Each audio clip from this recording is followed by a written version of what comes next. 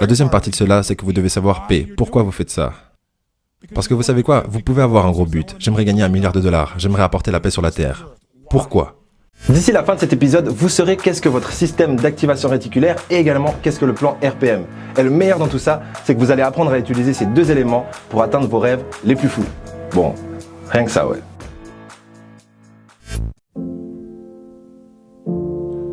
Je me souviens au début de ma carrière, j'avais environ 24 ans. Et je suis allé donner un séminaire à Boston.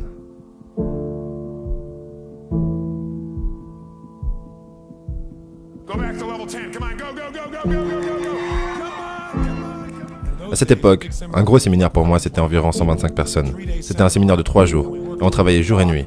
Et ces gens obtenaient des résultats incroyables dans leur vie. Et à la fin, je me sentais tellement comblé, je me disais, oh mon Dieu, j'ai 24, peut-être 25 ans à ce moment, et je suis tellement heureux. Parce que j'ai trouvé ma mission de vie. Je fais ce que j'aime. Ça fait une différence dans la vie des gens. C'est extraordinaire. Donc on a fini vers minuit, un dimanche soir. Et aux alentours de minuit, je suis toujours chaud, donc je n'ai pas envie d'aller au lit. Donc j'ai décidé, ok, laissez-moi aller marcher un peu dans le coin. Et j'ai décidé de passer par Copley Square. Si vous avez déjà traversé Copley Square, vous savez que c'est un endroit génial. À Copley Square, vous pouvez voir ces anciens bâtiments qui ont été construits avant que nous soyons les États-Unis. Et à côté, vous avez des gratte-ciel qui viennent d'être construits. C'est vraiment un endroit génial. Donc je me promène tranquille, il est minuit, un dimanche soir. Il n'y a personne à Copley Square à minuit un dimanche. Et je marche tranquillement, et je vois ce mec au loin, qui est en train de trébucher entre le caniveau et le trottoir. Il avait un long vieux manteau, avec sa tête qui tombe comme ça.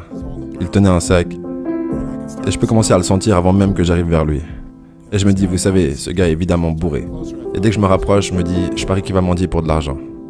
Et bien sûr, toutes les choses sur lesquelles vous vous concentrez dans la vie ont tendance à arriver, n'est-ce pas?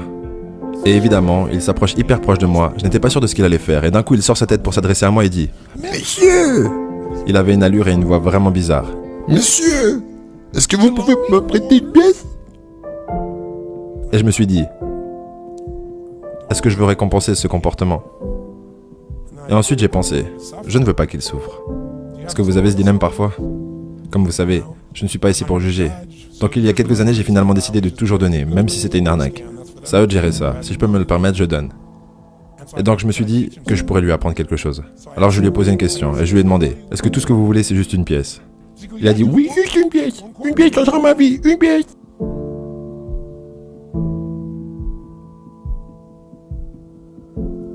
J'ai dit vraiment? Oui, une pièce. Alors j'atteins ma poche, je sors ma pince à billets. Et à cette époque, j'étais, vous savez, très jeune. Je venais de commencer à réussir, mon premier mentor était un homme nommé Jim Rohn. Je ne sais pas combien parmi vous avez déjà entendu parler de Jim Rohn. Si tu changes, tout changera pour toi. Tu n'as pas à changer ce qui est à l'extérieur. Tout ce que tu as à changer, c'est ce qui est à l'intérieur. C'est un gars génial. Et Jim m'a dit, Tony, écoute, tu viens d'un milieu pauvre, tu as une mauvaise psychologie, tu dois changer ça. Il a dit, tu n'as pas d'argent, alors prétends que tu en as. Commence à entraîner ton cerveau, conditionne-le. Il a dit, va économiser tout ton argent, retire 3 billets de $100 et mets-les à l'extérieur de ta pince à billets, même si tu n'as que $5 au milieu. Donc à chaque fois que vous la sortez, vous verrez ça, vous vous sentirez inspiré, vous vous sentirez mieux. Il a dit, si vous sentez mieux, vous ferez mieux. Donc j'étais là, ok, je l'ai fait. Et quand j'ai retiré l'argent de ma poche, j'avais $300 en billets que je me suis assuré qu'il voit. Donc je m'occupe de ça, je regarde au milieu et j'arrive à trouver de la monnaie. Mais je me suis assuré qu'il le voit. Bien sûr, il regarde le billet de $100, il l'observe, je trouve une pièce, je la sors. Je prends le reste, je le remets dans ma poche. Je remarque qu'il regarde ma main retourner dans ma poche. J'ai pris la pièce, je l'ai regardée et lui ai demandé, « Monsieur, monsieur, la vie vous paiera le montant que vous lui demandez. » Et je lui donne la pièce.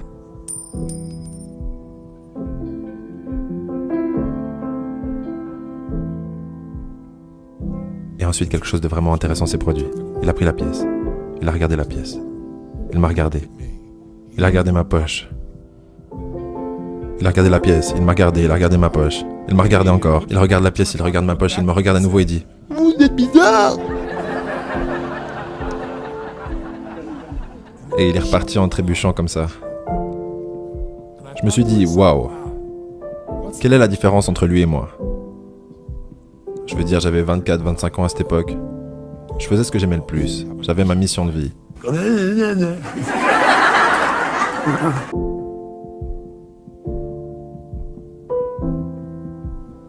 Et il est au début de ses 60 ans. Bourré dans la rue, mendiant des pièces. Quelle est la différence ?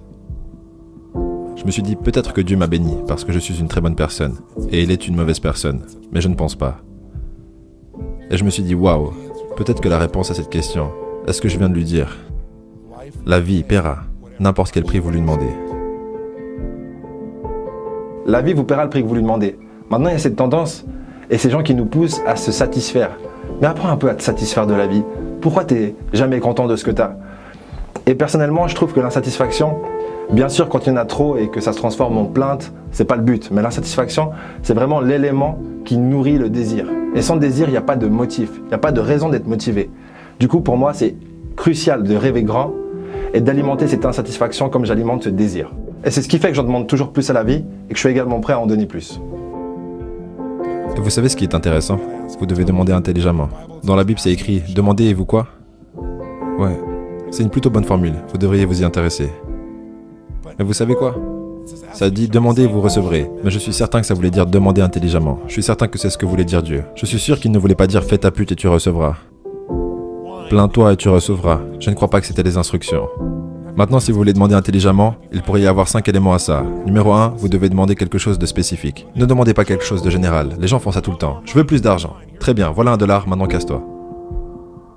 Très souvent, vous obtenez ce que vous demandez. Vous n'êtes juste pas conscient à quel point votre façon de demander est générale. La clarté, c'est le pouvoir.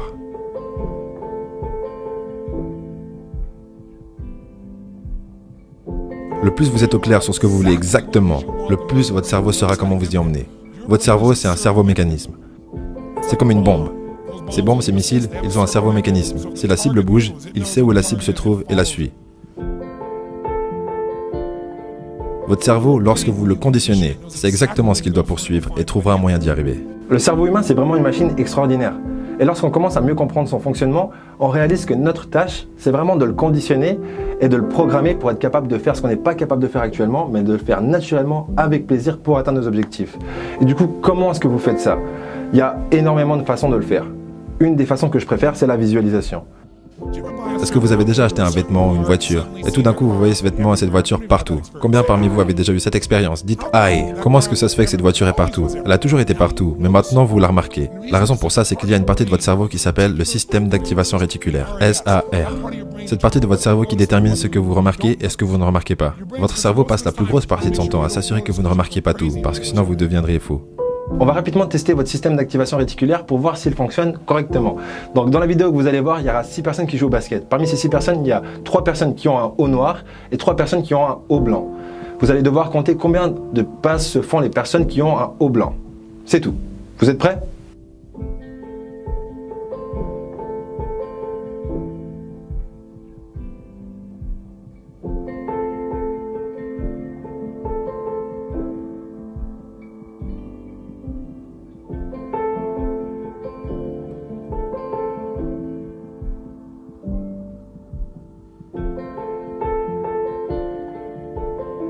Alors, combien est-ce que vous avez pu compter de passes entre les personnes qui avaient un haut blanc? 15? C'est exact. Mais par contre, est-ce que vous avez vu le gorille?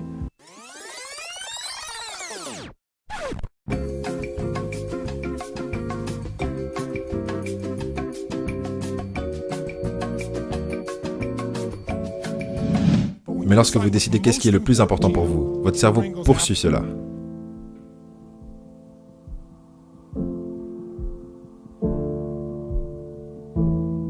Toutes les personnes que je connais qui ont du succès ont construit un plan RPM. Le plan RPM a été construit sur la métaphore que pour aller d'où vous êtes à où vous souhaitez aller le plus rapidement possible, vous devez créer de l'énergie. Comme dans une voiture, RPM. Et le R est là pour le résultat. Ils connaissent les résultats qu'ils poursuivent. Ils savent ce qu'ils veulent, précisément.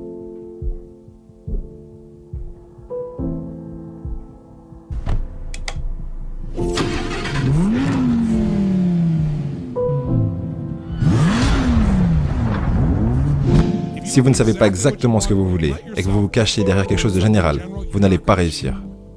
La clarté, c'est le pouvoir. Vous devez connaître le résultat précis de ce que vous voulez atteindre.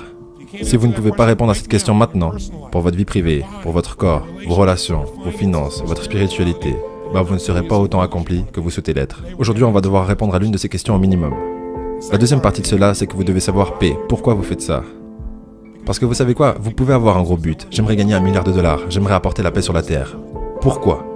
Parce que dès que vous vous rapprochez de votre but, les obstacles se présentent. Et si vous n'avez pas assez de pulsion émotionnelle pour passer à travers ces obstacles, vous ne découvrirez jamais ce que ça demande réellement. Donc vous devez passer à travers ça. Et pour passer à travers ça, vous devez avoir assez de raisons de le faire. Les raisons arrivent en premier et la réponse en deuxième. Cet homme ne savait pas ce qu'il voulait. Il n'avait pas assez de raisons.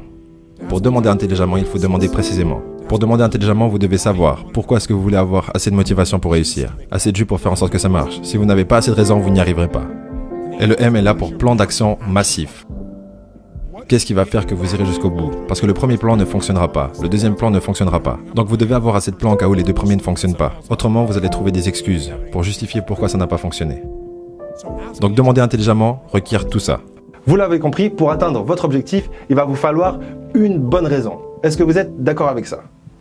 Si la réponse est oui, eh ben c'est faux. Il va vous falloir bien plus qu'une raison. 2, 3, 4, 5, 6, ça serait mieux.